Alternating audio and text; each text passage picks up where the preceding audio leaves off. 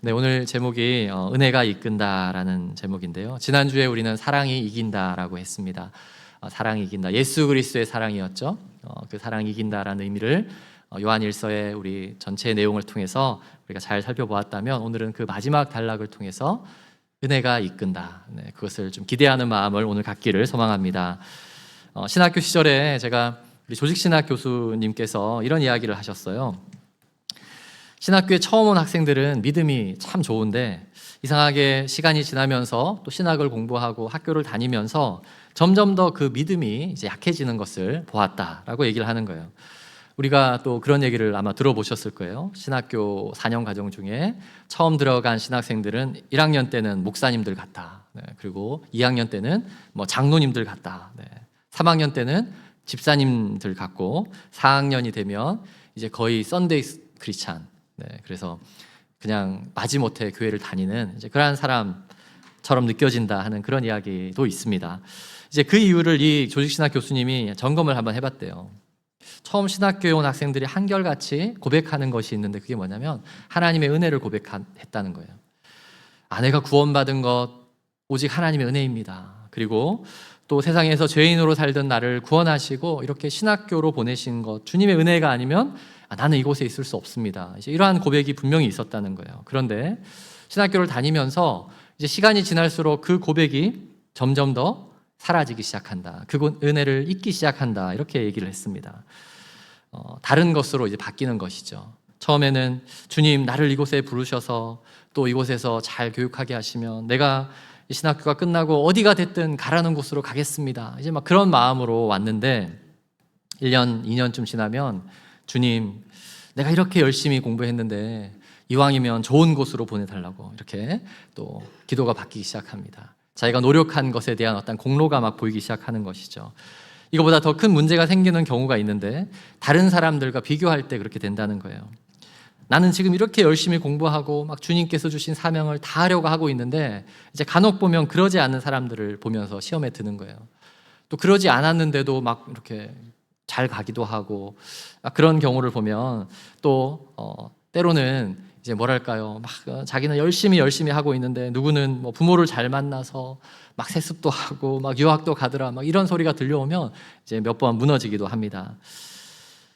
그래서 더 이상 하나님의 은혜를 기대하기보다 자신이 처한 현실 속에서 원망하고 시험에 드는 경우가 있다. 그것을 조심해야 된다라고 하면서 저희에게 이렇게 당부를 하셨어요. 자녀들은 절대로 곁눈질 하지 말고 주님만 바라봐라. 다른 사람들에게 시험 들지 말고 오직 말씀을 통해서 하나님의 은혜를 찾고 그 하나님의 은혜가 끝까지 이끄는 그 길을 가야 한다. 다른 것이 아니라 하나님의 은혜. 그렇게 당부를 했습니다. 제가 보면 신앙생활을 하면서 이렇게 만나는 성도님들 중에도 처음 신앙생활 하시는 분들 중에 은혜로 구원받았다 고백하지 않는 분들은 거의 없습니다. 나는 처음부터 구원받을 만한 자격이 있었기 때문에 구원받았다 고백하는 사람은 사실은 거의 없죠. 그런데 그 은혜의 고백이 이제 가끔 멈춰진 분들은 보게 됩니다. 분명 구원을 은혜로 받았는데 신앙생활도 또 은혜로 시작을 했는데 시간이 지날수록 너무 힘들기 시작하고, 또 보니까 나만 힘든 것 같아요. 네. 다른 사람은 안 힘든데 나만 힘든 것 같아요. 그럼 어떻게 얘기합니까? 하나님은 차별하시나? 이제 이런 마음이 드는 경우가 있기 마련입니다. 그런데 여러분, 우리의 신앙생활은 처음만 은혜로 시작하는 것이 아니라 중간도 그리고 마지막도 은혜가 되어야 합니다. 오직 나는 은혜로 구원받았고 또 나의 모든 일생은 은혜가 이끈다. 네, 이러한 고백이 있을 때에 어떠한 신앙생활을 할 수 있다고요? 참된 기쁨이 충만한 신앙생활을 할 수 있는 거예요. 제가 지난주에 한번 설명해 드렸는데, 이 은혜라는 단어와 동의어로 되어지는 그 같은 계열에 있는 단어가 있어요. 그게 뭐였죠? 기쁨이라는 단어. 은혜가 카리스라는 단어인데 기쁨이 카라였죠. 그리고 또 하나 더 있어요. 유카리스트라는 단어가 감사라는 단어거든요. 은혜가 넘치는 사람은 기쁨이 있는 거예요. 그리고 은혜가 있는 사람은 무엇이 있어요? 감사가 있는 거예요. 그래서 누가 시키지 않아도 기쁨이 충만한 그런 신앙생활을 할 수 있습니다. 그리고 입술로 계속해서 범사에 감사한 그런 삶을 살 수 있게 되는 것입니다. 자, 이러한 참된 신앙인의 바른 삶의 모습, 그렇게 정말 우리를 참된 신앙으로 바로 이끄는 것이 은혜인데 그것을 잘 안내하는 성경 말씀이 바로 요한 1서라고 할 수 있습니다. 지난주에도 요한 1서에 대해서 제가 말씀을 드렸지만 사도 요한은 인생의 노년기가 되었을 때에 이 노년기가 되었을 때에 교회에 침투한 이 모든 이단 사상들로부터 위기를 만난 그러한 성도들 그리고 교회들에게 이렇게 편지를 쓰기 시작했습니다. 무엇으로 그들이 회복할 수 있도록 그 중심 내용이 무엇이었죠? 네, 바로 예수 그리스도였잖아요. 다른 얘기를 하지 않아요. 예수 그리스도의 사랑을 얘기하는 겁니다. 이단으로 막 쑥대밭이 될 뻔한 그 교회를 향해서 오직 예수 그리스도의 사랑, 그것을 우리가 먼저 확신하고 또 그것을 또 배우고 실천하고 살아가는 삶을 소개했습니다. 중요한 것은 그 모든 승리가 우리의 노력이나 어떠한 다른 것이 아니라 공로가 아니라 하나님의 은혜로 다 두어졌다라는 것을 굉장히 강조하고 있습니다. 그리고 그것이 공동체에서 함께 누려야 할 참된 신앙생활의 핵심임을 계속해서 얘기하고 있는 것입니다. 오늘 저는 이 요한 1서의 마지막 부분을 함께 이렇게 나누게 되는데 이 결론을 통해서 다시 한번 우리가 이제 예수 그리스도의 사랑으로 정말 이기는 신앙생활, 그것은 그 모든 것이 하나님의 은혜가 이끔을 통해서 변하지 않는 그러한 참된 신앙생활이 되어질 수 있기를 소망합니다. 그 마음으로 오늘 이 말씀을 또 우리가 기억해야 하는 것 세 가지를 한번 정리해 보았습니다. 첫 번째는요, 우리는 은혜로 구원받은 하나님의 자녀입니다. 아멘. 네, 우리는 은혜로 구원받은 하나님의 자녀입니다. 우리 13절 말씀을 다시 한번 읽어볼게요. 같이 읽습니다. 시작. 내가 하나님의 아들의 이름을 믿는 너희에게 이것을 쓰는 것은 너희로 하여금 너희에게 있는 영생이 있음을 알게 하려 함이라. 네, 이 말씀을 한번 자세히 보세요. 내가 하나님의 아들의 이름을 믿는 너희에게, 네, 하나님의 아들의 이름이 무엇인가요? 네, 예수 그리스도시죠. 자, 그러면 예수 그리스도를 믿는 너희에게 이것을 썼다라고 해요. 그 이유가 뭐라고 되어 있죠? 너희에게 영생이 있음을 알게 하려 합니다. 자, 이것을 조금 다르게 생각해 보면 예수 그리스도의 이름을 믿는 자들 중에도 자신에게 영생이 있다는 것을 잘 알지 못하는 사람들도 있다라는 전제가 되는 것이죠. 그래서 진정한 의미의 영생에 대한 부분이 사실은 요한 이 일서를 통해서 굉장히 강조하고 있습니다. 다시 그것을 얘기하는 거예요. 지금 처음 얘기하는 것이 아니라 이 요한 일서는 계속해서 이 영생이라는 단어를 반복적으로 중간중간에 계속해서 반복하고 있습니다. 대신 요한 일서에는 한 번도 등장하지 않는 단어가 있는데 그게 뭐냐면 구원이라는 단어예요. 구원.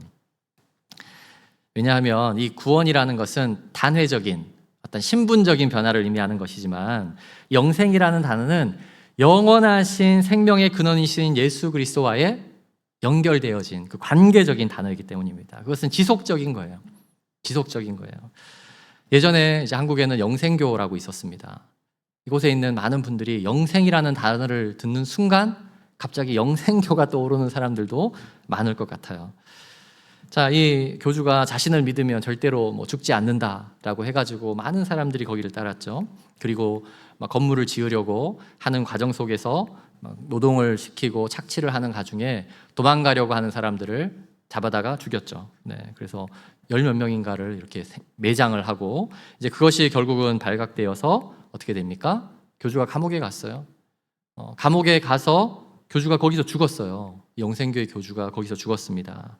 그러면 이제 그것이 완전히 해체되어야 하는데 그런데 지금도 교주는 감옥에 간 것이 아니라 살아있다라고 하면서 함께 모여있는 사람들이 최소 수백 명의 사람들이라고 합니다. 아직도 모여있는 거예요, 그들이. 이단의 무서움이 무엇일까요? 정말 어떻게 그렇게 사람 이하의 삶을 살 수 있을까? 그런 짓을 할 수 있을까라는 생각을 하게 되지만 사람다운 삶을 파괴하는 것이지만 사실 교회 공동체 안에 이 이단이라는 것의 위험성이 뭐냐면 거짓의 가르침을 통해서 진짜를 못 보게 하는 거예요.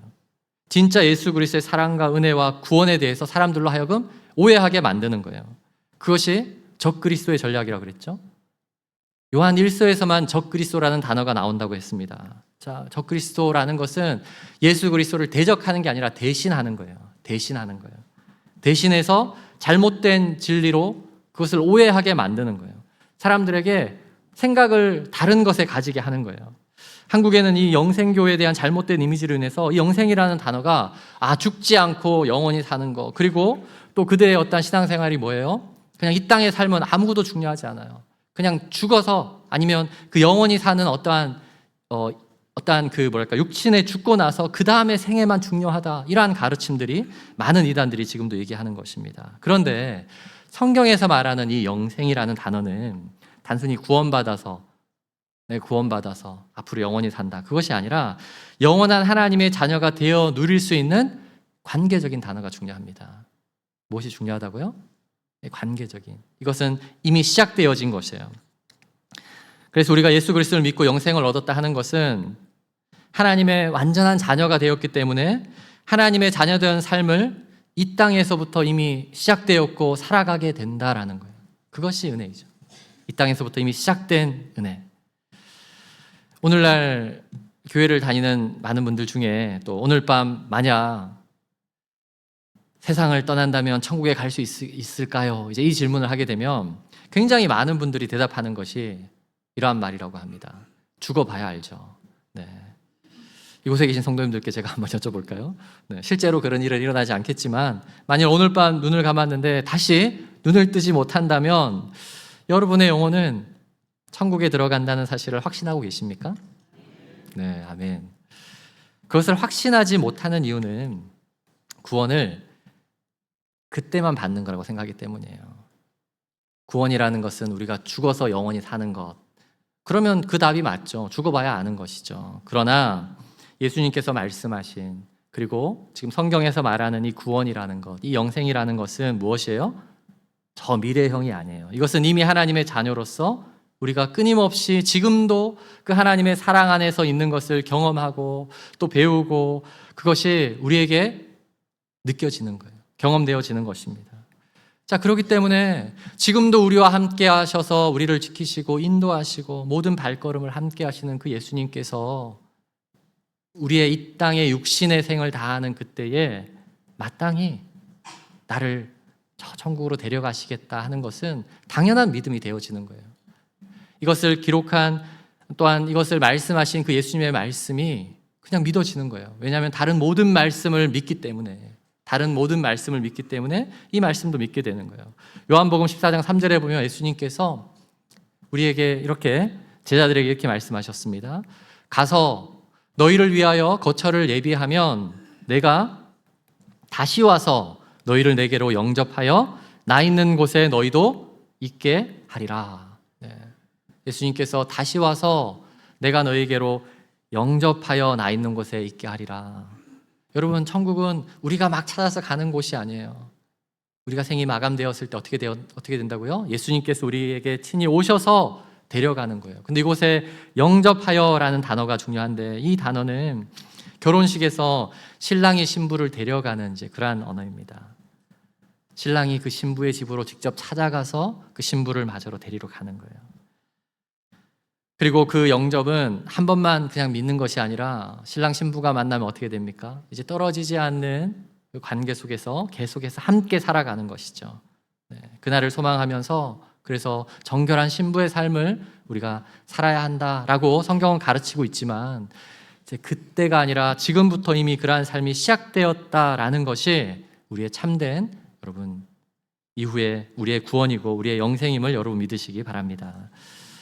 우리는 은혜로 구원을 받아 하나님의 자녀가 된 자들입니다. 이미 그 놀라운 영생의 기쁨이 우리에게 있습니다. 그래서 그냥 자녀가 되었으니까 이제 그 특권만을 막 요구하는 그러한 불효자와 같은 자녀가 아니라 하나님과의 친밀한 교제 가운데 주님의 뜻을 함께 이루는 그러한 참된 신앙생활을 할 수 있는 저와 여러분이 되기를 원합니다. 네, 두 번째, 우리가 기억해야 하는 것은 우리는 서로의 기도가 필요한 연약한 자들입니다. 우리는 어떠한 자들이라고요? 서로의 기도가 필요한 연약한 자들입니다. 우리 16절에 이제 내용이 너무 긴데 그 앞쪽 부분 한번 읽어볼까요? 같이 읽습니다. 시작.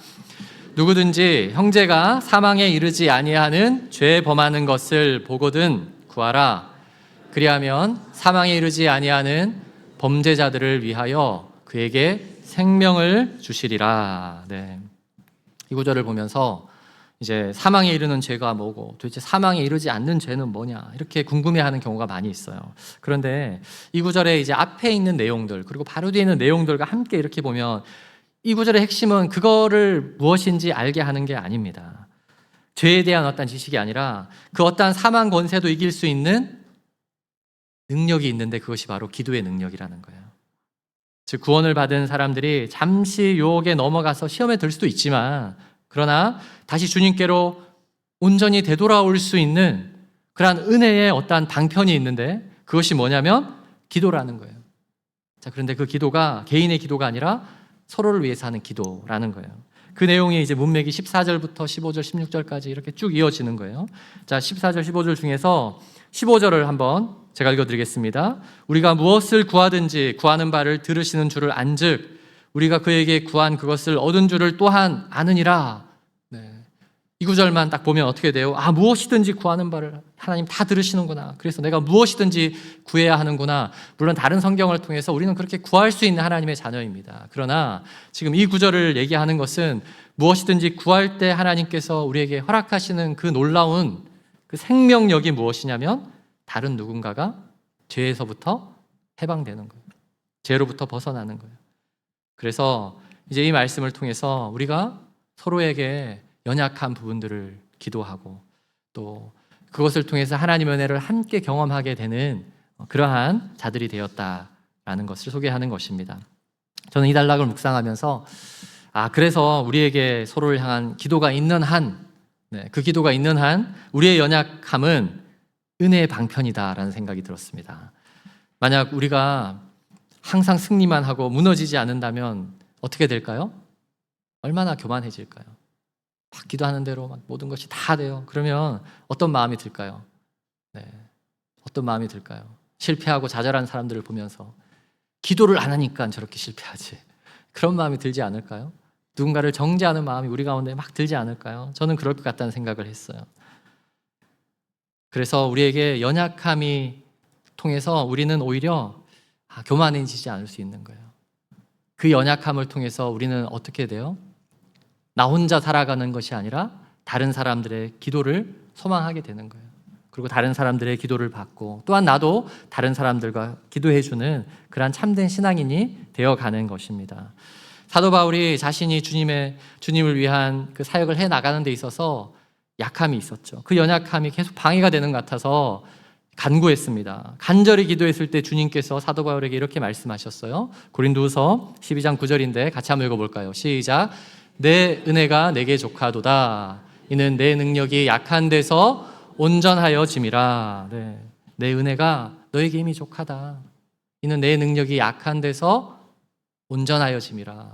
온전하여 짐이다라는 것은 누군가를 세운다라는 단어라고 했죠. 그래서 은혜가 이미 족하다는 거예요. 그것은 사도 바울에게 개인적으로 주신 그 은혜도 있지만 사도 바울이 계속해서 자신의 사역을 할 때마다 중보기도를 부탁했던 그 모든 성도들, 교회, 그것을 통해서 어떻게 됩니까? 하나님의 그 은혜가 나의 약함을 채우게 되는 것을 경험하게 된다는 고백입니다. 칼빈이 이 말씀을 통해서 또한 이렇게 얘기했습니다. 인간의 약함은 하나님의 은혜를 담는 그릇이라고 얘기했어요. 인간의 연약함이 하나님의 은혜를 담는 그릇이래요. 근데 그 그릇은 나만 담는 것이 아니라 첫째는 하나님의 은혜로 채워지는 것이고 그리고 다른 사람들의 기도에 의해서 채워진다. 이렇게 가르쳤어요. 여러분, 그 은혜가 채워질 수 있도록 우리의 빈 그릇, 우리의 그릇, 우리의 연약함이 있다면 그것을 우리가 서로 함께 하나님의 은혜로 채워나가는 저와 여러분 되기를 소망합니다. 그 그릇을 다른 것이 아니에요. 무엇으로 채워야 하나요? 그 사람의 어떤 물질로 채운다든지 다른 것이 아니라 가장 먼저 기도로 채워야 하는 자들입니다. 요한계시록 8장에 보면 성도가 함께 기도하는 그 순간 어떻게 되냐면 하나님 앞에 금향로에 채워지는 연기가 있어요. 그리고 그것이 채워질 때 사탄의 권세가 일시에 무너지는 이 땅에서의 현상을 사도 요한은 보게 됩니다. 그래서 우리가 함께 기도할 때에 그 누군가의 연약했던 그 그릇이 하나님의 은혜로 채워질 때에 어떻게 된다고요? 사단의 권세가 더 이상 역사하지 못하게 되는 거예요. 그것을 이제 이 단락에서 지금 가르치고 있는 것입니다. 이것을 경험하도록 하나님께서 우리에게 교회 공동체를 허락하셨습니다. 이것을 경험하도록 우리에게 연약함을 허락하셨어요. 그리고 교회 공동체를 허락하셨습니다. 우리 옆 사람과 한번 이렇게 인사해 볼까요? 나는 당신의 기도가 필요합니다. 네. 네. 이 말을 들으신 분께서 나도 꼭 필요합니다. 이렇게 한 번 더 얘기할까요? 네. 나는 더 필요합니다. 네. 그것이 바로 우리의 연약함입니다. 우리가 또 서로 기도할 때에 하나님의 놀라운 은혜가 임하는 그러한 또 공동체가 될 줄 믿습니다. 아멘. 우리 마지막 세 번째, 우리는 사랑과 은혜를 더욱 알아가는 축복의 사람입니다. 이렇게 정리를 해보았습니다. 우리는 사랑과 은혜를 더욱 알아가는 축복의 사람입니다. 우리 20절을 한번 같이 읽어보겠습니다. 20절 시작. 또 아는 것은 하나님의 아들이 이르러 우리에게 지각을 주사 우리로 참된 자를 알게 하신 것과 또한 우리가 참된 자 곧 그의 아들 예수 그리스도 안에 있는 것이니 그는 참 하나님이시요 영생이시라. 네. 영생, 생명 이러한 단어들도 계속해서 반복되고 있죠. 그 참된 의미를 다시 그가 녹여 있는 거예요. 무엇보다도 요한일서의 이 마지막 단락에서 반복적으로 가장 많이 사용하는 단어가 무엇인지 아시나요? 우리가 읽었던 그 16절부터 21절까지 그것은 바로 알다라는 단어예요. 알다. 이 알다라는 단어가 7번 나오는데, 자, 그런데 이 알다라는 단어에는 사실은 헬라어 성경에는 크게 두 가지로 있습니다. 그 알다라는 단어, 지난주에 제가 설명해 드렸던 것처럼 이 기노스코라는 것은 경험을 해서 아는 거예요. 경험적으로 이제 아는 거예요. 그런데 그보다 더 큰 확신 가운데에 알게 되는 것이 이제 오이다라는 단어인데, 그것은 확신이에요. 이제 그냥 경험적으로 이렇게 알아가는 현장이 아니라 확신을 가지는 거예요. 요한일서에서 처음에는 이 기노스코라는 단어를 통해서 우리가 경험하여서 이제 알게 되고 그 사랑과 그것을 점점 더 체험하게 된다라는 것을 얘기하고 있는데, 이제 마지막 단락에 가서는 확신해서 알게 되는 이 단어를 계속해서 사용합니다. 이것을 특별히 오이다멘이라고 해서 완료형어로 쓰고 있어요. 예수 그리스도를 이제 경험하는 것이 완전한 우리의 확신이 되어지는데, 그 확신에 대한 부분들을 이제 5가지지만 이 중에 3가지를 제가 한번 설명을 해드리고 싶은데요. 우리도 그 확신을 가지고 있는지를 한번 보면서 18절, 19절, 20절 각각 그 확신을 사도 요한이 이렇게 소개를 합니다. 18절 한번 보여주시면 하나님께로부터 난 자는 다 범죄하지 아니하는 줄을 우리가 아노라. 네. 한글 성경에는 제일 마지막에 되어 있지만 이 헬라 성경에는 오이다멘 해서 우리가 안다. 무엇을? 하나님께로부터 난 자는 다 범죄하지 아니하는 줄을. 자, 이야기를 들으면 조금 이상하죠. 아니, 나 범죄하고 있는데. 네. 그리고 요한일서 1장에는 뭐라고 되어 있어요? 만일 우리가 죄가 없다 하면 우리는 거짓말하는 사람이다 라고 이렇게 시작을 했어요. 그런데 여기서는 보니까 범죄하지 아니한대요. 이게 무엇을 의미할까요? 이 범죄라는 것은 죄의 영원한 그 영향력 아래 더 이상 있지 않다는 것을 의미하는 거죠. 우리는 언제든 일시에 무너질 수 있습니다. 죄 가운데 있을 수 있습니다. 그러나 그 영원한 그 사망의 권세 아래에서 우리는 무너질 수 없는 자들이다 라는 것을 안다는 거예요. 그것을 확신한다는 거예요. 두 번째는 19절에 있는데, 또 아는 것은 우리는 하나님께 속하고 온 세상은 악한 자 안에 처한 것이며, 우리가 어디에 소속되어 있다고요? 하나님께 속했다는 거예요. 하나님께 속했다. 하나님께 속했다. 마지막 3번째 부분이 이제 20절에 나와 있었죠. 또 아는 것은 이라고 하면서, 또 아는 것은 하면서 쭉 내용을 설명하는데, 근데 이 구절에서 뒤에 나오는 우리가 참된 자를 알게 하신 것과 두 번째 나오는 알게 하신 것은 기노스코라는 사실은 경험적으로 아는 거예요. 이것을 현재형으로 쓰고 있습니다. 그리고 뒤에 나오는 예수 그리스도 안에 있는 것은, 예수 안에 거하는 것은, 이것도 현재형으로 쓰고 있어요. 우리의 확신은 과거 완료형이지만 무엇을 알고 있냐면, 내가 과거에 한번 알았던 그것이 아니라 계속해서 현재형이 뭐예요? 계속해서 이어지는 거예요. 내가 점점 더 예수 그리스도를, 참된 그 그리스도의 사랑을 이제 아는 것, 알게 된다. 지금도 알고 앞으로도 알고 계속 알게 된다. 더욱 알게 된다. 그리고 계속해서 예수 그리스도 안에 거하게 된다라는 그 사실을 확신하게 되는 것입니다. 여러분 이해하시겠습니까? 네. 신약 성경의 말씀을 우리가 보기 위해서는 이 단어의 시제를 잘 알 수밖에 없습니다. 그것을 앞으로도 계속 강조하게 될 텐데, 조금 더 쉽게 말한다면 우리는 죽어서 저 천국에 들어간다는 것만을 소망하면서 살아가는 자들이 아니라 이 땅에서 예수 그리스도의 사랑과 은혜를 앞으로도 계속 더욱 알아가게 된다라는 거예요. 더욱 알아가게 된다. 그것이야말로 진짜 축복의 신앙인이라는 거예요. 그것이야말로 진짜 축복이 있는 신앙생활이라는 것입니다. 저 죽어서 천국에 가는 것, 그것만이 아니라 지금부터 계속해서 그것을 알아가는 것이 참된 축복의 인생이라는 것입니다. 예전에 제가 한번 말씀을 드린 적이 있는데, 거북이는 느려도 행복하다라는 책 한번 소개해드렸죠. 거북이는 느려도 행복하다.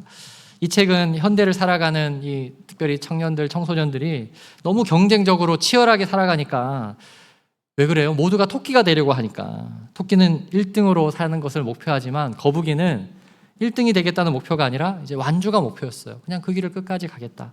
이제 그래서 그렇게 될 때에 행복하다. 그래서 우리가 하나님의 자녀에게 주신 그 비전의 관점에서 이것을 살아가야 된다, 이 땅을 살아가야 된다라는 너무나도 좋은 책이어서 제가 우리 아이들에게 이 책을 주고, 왜 거북이는 느려도 행복한지 맞추면 내가 상을 주겠다. 이제 그랬더니 대충 막 읽어요. 그러면서 오직 그냥 그 상 받으려고 막 찍는 거예요. 뭐라고 찍어요? 그러면서 찾아낸 대답이, 거북이가 마침내 토끼를 이겼으니까 행복하지. 그렇게 엉뚱한 답을 찾고 말았습니다. 제가 그때 알았습니다. 이 상을 주면서 맞추라고 하는 것 자체가 잘못되었구나. 자꾸 이제 그 상에만 초점을 맞추니까요. 요즘 젊은 세대가 그렇죠. 자꾸 답만 추구하게 되는 거예요. 어떻게든 그냥 그 목적지에 빨리 가는 것만 추구하게 되는 거예요. 사실은 제가 그 책을 읽어보라고 한 이유는 그 책 속에 느껴지는 이 어떠한 삶의 깊은 감사와 여유, 우리의 목표가, 우리의 삶의 목적이 바르게 있을 때에는 때로는 느리게 가도 주님과 함께 동행하는 그 기쁨을 묵상하는 것이야말로 누구보다 빨리 가서 1등 하는 것보다 더 큰 축복이고 행복이다라는 것을 좀 느껴보라고 줬는데 그렇지 못할 때가 있는 것이죠. 오랜만에 제가 그 책을 다시 펼쳐보았는데 이런 내용이 나옵니다. 한번 띄워주시면, 하나님의 뜻을 분별하는 것은 어느 날 갑자기 이루어지는 타고난 재주나 특별한 은사가 아니다. 하나님과의 지속적인 관계 속에서 스스로 익혀가는 훈련이다. 우리의 삶 속에서 하나님의 뜻은 직선이 아니라 곡선이다. 이 문장이 저는 참 마음에 들었습니다. 하나님의 뜻은 직선이 아니라 곡선이다. 여러분, 우리의 인생은 그냥 천국으로 가는 그 고속도로를 내어놓고 그 길을 옆도 돌아보지 않고 달려가라고 주신 그것이 우리의 인생이 아닙니다. 그곳으로 가는 여정에서 얼마나 더 많이 예수 그리스도의 사랑을 충만하게 경험하는지, 그리고 그 은혜를 깊이 경험할 때마다 기쁨이 넘치고 감사가 넘치고, 그러한 인생이 참된 축복임을 여러분 믿으시기 바랍니다. 그리고 그 은혜가 필요한 사람들과 함께 나누고 또 같이 기도하면서 채워진 그 은혜를 나누고, 그것이 바로 교회 공동체입니다. 그러니까 너무 빨리 가려고 하지 마시고 기도하면서 천천히 저 천국은 천천히 갑시다. 아멘. 이 땅에서 우리가 함께 예수 그리스도의 사랑으로 더 큰 은혜를 만끽하면서 가는 저와 여러분이 되기를 소망합니다. 생각해보면 고속도로를 타고 가면 빨리 갈 수 있지만 놓치는 게 많잖아요. 그렇죠? 그 골짜기마다 피어있는 아름다운 풍경들 다 놓쳐버리고 갈 때가 있어요. 또 그 각 지역마다 특색이 있는 그 맛집들이 얼마나 많은데 그거 다 놓치고 그냥 가버리면 얼마나 아까울까요? 자, 이 모든 요한일서의 마지막에 닫은 문장으로 사도 요한은 이 명령으로 이제 끝이 납니다. 21절이 마지막 명령으로 딱 끝나는데 같이 한번 읽어보겠습니다. 시작. 자녀들아, 너희 자신을 지켜 우상에게서 멀리하라. 이제 이 문장이 근데 좀 이상하죠. 자녀들아, 너희 자신을 지켜 우상에게서 멀리하라. 갑자기 우상이 나왔습니다. 너희 자신을 지키래요. 그 전까지는 하나님이 다 지켜주시고 보호하신다고 했는데 이제 스스로를 지켜야 할 한마디를 얘기해 주는데, 너희는 이것을 지켜라. 이것은 너희가 스스로 지켜야 한다라고 했는데 우상에게서라고, 이 단어가 중요합니다. 우상. 이 우상이라는 단어는 눈에 보이지 않는 허상이라는 단어예요. 그래서 한 신학자가 이 구절에 대해서 이런 의미를 설명했습니다. 요한은 진짜 싸움이 있는 지점에서 편지를 끝낸다. 하나님에 대한 참 지식을 왜곡으로부터 지키라는 것이다. 자, 이게 무슨 말이냐면 이제 이 우상이라는 것은 눈에 보이는 다른 우상 아니에요.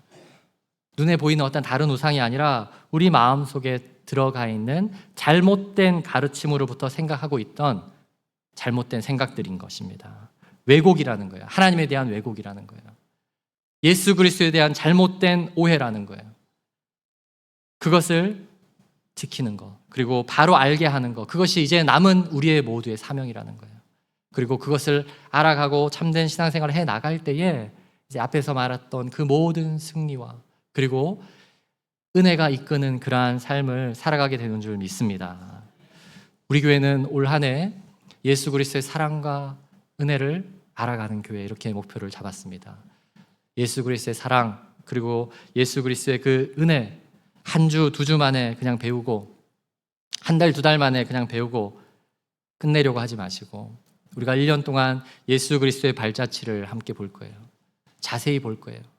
그래서 함부로 그 본 것에 대해서 이거구나 라고 결론 내리지 마시고 그렇게 하지 않고 천천히 2000년 전 예수님께서 이 땅에 오셔서 어떠한 삶을 사셨고 어떠한 가르침을 하셨고 또 그것이 이 땅에서 어떠한 삶을 살아내야 하는 우리의 실천의 말씀이 되어야 하는지를 우리가 충분히 경험하고 그래서 그것으로 인해서 정말 감사하고 감격하는 신앙생활을 하는 저와 여러분이 되기를 주의 이름으로 축원드립니다.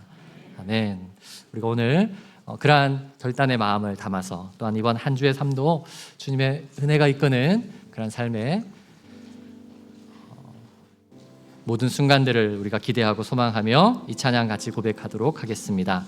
오직 주의 은혜로, 오직 주의 은혜로 지금 여기 서 있네 라는 찬양인데요, 하나님의 은혜가 있을 때에 우리에게 기쁨과 감사가 넘치게 될 것입니다. 이 고백 또 하나님의 그 은혜를 사모하는 마음으로 이 시간 우리 같이 찬양하겠습니다.